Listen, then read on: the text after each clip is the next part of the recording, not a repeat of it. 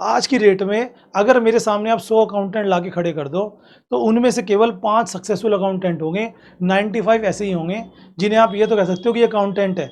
आप ये नहीं कह सकते कि एक सक्सेसफुल अकाउंटेंट है। एक सक्सेसफुल अकाउंटेंट क्या होता है? वो होता है, कैसे हो बच्चों? बढ़िया। सभी को एक बार दिल से दुआ देता हूं कि भाई मेरी वीडियो देखने के बाद जितने भी बच्चे चाहते हैं अकाउंटेंट बनना वो बन जाए। क्योंकि दोस्तों मैं आपको एक प्रैक्टिकल बात बताना चाहूँगा। आज की वीडियो बहुत ज़्यादा इंटरेस्टिंग होने वाली है। बहुत सारे हमारे सब्सक्राइबर कमेंट करते हैं, सब्सक्राइबर कह लो, मेरे स्टूडेंट कह लो, छोटे भाई बहन कह लो, सर मैं अकाउंटेंट बनना चाहता हूँ, प्रैक्टिस कहाँ से करूँ? ये बहुत बड़ा क्वेश्चन मार्क है। आज की डेट में मैंने आपको कई सारी वीडियो बनाकर बताया कि भाई आप फुल टाइम अकाउंटेंट मत बनो, आप पार्ट टाइम अकाउंटेंट बनो। फुल टाइम अकाउंटेंट में करियर नहीं है। आज मैं आपको पूरी डिटेल में बता दूंगा ये बात कि आपको प्रैक्टिस कैसे करनी चाहिए, वो भी स्टेप बाय स्टेप। तो वो ज़्यादा लंबी वीडियो नहीं है, वीडियो को लास्ट तक देखिए, समझे चीज़ों को, एंड आई विश कि आप बन जाएंगे 100% एक सक्सेसफुल अकाउंटेंट। मैं आपको पहले तो अपने बारे में बताना चाहूँगा। जब मैंने 11th that time I was in 11th class, वो टाइम था करीबन 2005-06 का। उस समय मैंने 11th क्लास की छुट्टियों में, समर वेकेशन में मैंने टैली सीख ली थी। उस समय चलती थी टैली 9। हाँ, मैंने सीख ली थी। शुरुआत की थी 4.5 से 5.4, 8.1 से 9.0 तक आ गए थे। ERP नहीं आया था तब तक। मैंने सीखी थी टैली 11th में। एक क्यूरियोसिटी थी कि अकाउंटेंट बनना है। 12th खत्म होते ही मैंने काम किया सीधा अकाउंट्स का, एक जगह, दूसरी जगह, तीसरी जगह। एक टैक्स के लॉयर के पास भी काम किया, मेरे पड़ोस में ही रहते हैं। CA के पास भी काम किया। सडन मेरी जॉब लग गई एक स्कूल में क्लर्क की पोस्ट पर। वहाँ का अकाउंट बिगड़ा हुआ था तो वो उस काम के लिए मुझे CA के पास पूरे पूरे दिन रहना पड़ता था, कई महीने के लिए, अकाउंट्स को, बैंक रिकॉन्सिलेशन वगैरह सब। तो बहुत कुछ सीखने को मिला। उस बीच मेरी बहुत सारे अकाउंटेंट लोगों से बातचीत हुई, फ्रेंड सर्कल बना, एक कम्युनिटी बनी, और मैंने पार्ट टाइम काम भी स्टार्ट कर दिया कॉलेज के बाद। मतलब दिन में कॉलेज और शाम को आने के बाद 3-4 पार्ट टाइम काम पकड़ लिए।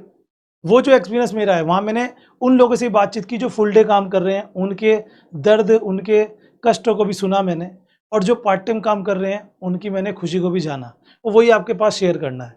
तो दोस्तों इतना सब कुछ एक्सपीरियंस लेके बैठा हूँ, तभी आपके सामने वीडियो बना रहा हूँ।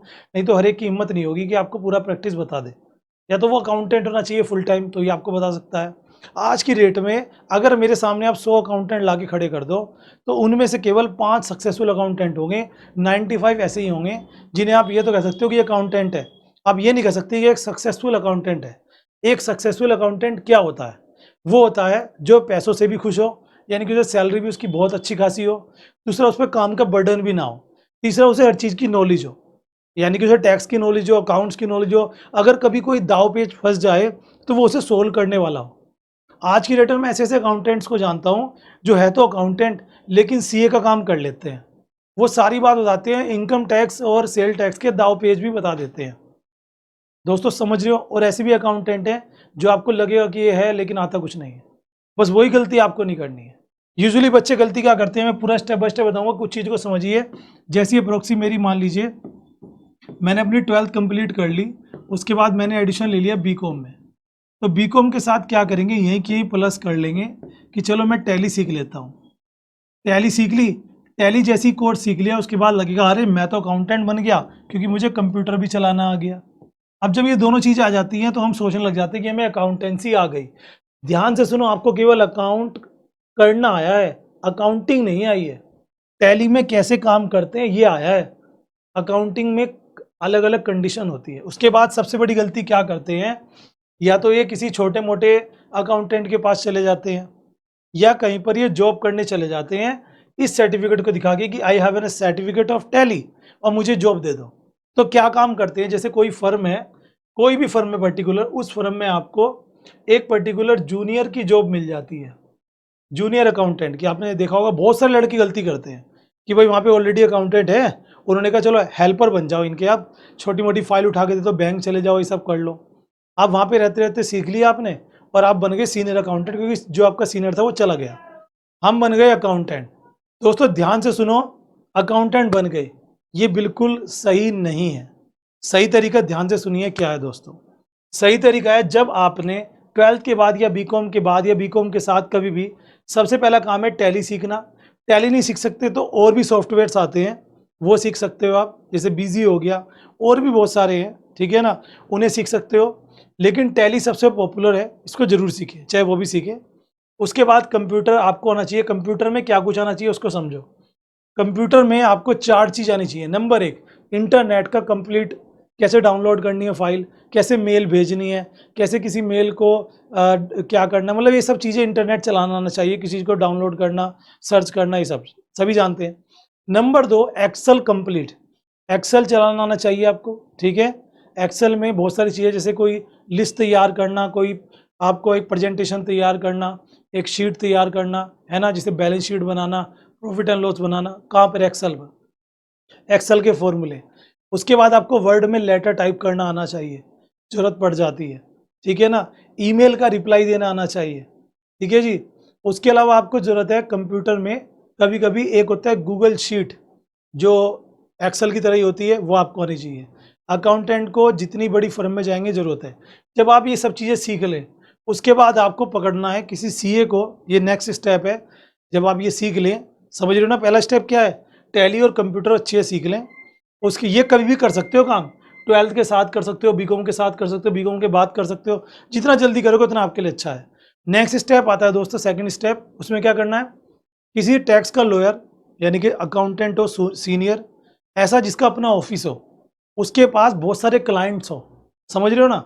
किसी ऐसे के पास नहीं जो कहीं नौकरी कर रहा हो, मैं उसके पास लग गया, मान लीजिए कोई बहुत बड़ा डिस्ट्रीब्यूटर है पर्टिकुलर टीवी वगैरह का, फ्रिज वगैरह का, वहाँ पे कोई बंदा अकाउंटेंट है, आप उसके पास लग गए कि मैं तो सीनियर अकाउंटेंट के पास हूँ, नहीं। ऐसे बंदे के पास जिसका अपना ऑफिस हो, उसके पास अलग अलग तरीके के क्लाइंट हो, और उसके पास आप सीख सकते हो। वहाँ पे आपको साल 2 साल काम करना है, कम से कम 2 साल काम करना है, 1 साल तो करे ही करे। वहाँ पे आपको सीखने को मिलेगा, उसके अलावा कहीं नहीं मिलेगा। अगर सपोज आप काम करते हो और आपको 1 महीना हो गया, 2 महीना हो गया, 3 महीना हो गया, सीखने को नहीं मिल रहा है हर नई चीज़, तो आपको तुरंत चेंज कर देना है, कहीं और जॉब पे चले जाना है, सीए के पास चले जाओ। सीए के पास प्रॉब्लम ये आती है कि सीए तो बैठा रहता है कैबिन में, जो उसके असिस्टेंट्स होते हैं, जो आपसे सीनियर होंगे, वो आपको सिखाएंगे नहीं। तो याद रखना, कोई ज़िंदगी में आपको कुछ नहीं सिखाएगा, हमें खुद से खुद आगे बढ़ना होगा, है ना। जो बंदे को क्या कह के सीखना होगा, गुरु बनाना होगा सबको, पानी पिलाने से लेकर सब कुछ करना होगा। मैं लक्ष्मीपति मित्तल की बात करूं, जब वो, उनके पिताजी बहुत ज़्यादा घाटे में आ गए थे, तो उन्होंने उसी फैक्ट्री में जो उनकी चली गई थी, पानी पिलाने की नौकरी शुरू किया था, और आज वो फिर से मालिक है, और लंदन में बहुत बड़े रईस हैं, इंडिया के आदमी, एनआरआई हैं। समझ सकते हो ना। मैं ये कहना चाहूँगा कि दोस्तों, आपको ये काम कर लेना। आप नेक्स्ट स्टेप सुने, गलती क्या करते हैं। मैं क्यों कह रहा हूँ ये बात, मान लीजिए कि आप किसी ऑफिस में जॉब करते हैं, सीए के पास, अकाउंटेंट के पास, या फिर किसी पर्टिकुलर लोअर के पास। उसके पास क्लाइंट है बहुत सारे। एक क्लाइंट है जिसका स्टील का काम है, एक क्लाइंट है जिसका पेपर का काम है, एक क्लाइंट है जिसका फूड का काम है, एक क्लाइंट है जिसका फैक्ट्री है, ठीक है, एक क्लाइंट है जिसका पर्टिकुलर, एक यूट्यूबर है कोई, ठीक है, मतलब लाइक मी, कोई भी एक क्लाइंट है, मतलब एक जिसके पास आप काम करो उसके क्लाइंट्स की बात कर रहा हूँ मैं। इसका क्लोथ्स का काम है। अब सोचो, आप जब इस ऑफिस में जॉब करोगे, तो आपको इन सब के फर्म के बारे में पता लगेगा कि पेपर वाले की फर्म में अकाउंटेंट क्या कैसे काम करता है, क्या क्या चीज़ें होती है, सेल क्या होती है, परचेज क्या होती है, इनके यहाँ पे ट्रांजेक्शन कैसी होती है, कोई पंगा फंसता है तो क्या होता है, स्टील वालों के बिजनेस में अकाउंट कैसे मेंटेन करते हैं, क्लोथ्स वालों के यहाँ कैसे होता है, किसी फैक्ट्री का अकाउंट कैसे मेंटेन होता है। एक ऑफिस में काम करके इन अलग अलग फर्म के बारे में पता लगेगा। लेकिन अगर आप किसी नौकरी करोगे किसी फर्म में, सपोज आप किसी क्लॉथ के बड़े डिस्ट्रीब्यूटर के पास लग गए, चाहे भले ही एक मॉल हो बहुत बड़ा, लेकिन वहाँ पे आपको किसी एक प्रोडक्ट के बारे में पता लगेगा। इन विच फ्यूचर आप छोड़ के जाना चाहो कहीं और, तो आपको वो कहेंगे कहाँ काम करते थे, कि मैं कपड़े वालों के यहाँ था जी पहले, कहीं काम नहीं चलेगा। लेकिन जब आप ऑफिस में काम करोगे, यहाँ सीखोगे, तो इन सब फर्मों के बारे में पता लगेगा। 1 साल 2 साल यहाँ पे सीखने के बाद आप कहीं भी पार्ट टाइम के लिए जा सकते हो। जहाँ भी जाओगे आपको पता होगा कि आप पेपर वाले का ही पार्ट टाइम पकड़ सकते हो, आप स्टील वाले का पार्ट टाइम पकड़ सकते हो, आप फूड वाले का पार्ट टाइम पकड़ सकते हो, मल्टीपल आप सबका पार्ट टाइम ले सकते हो।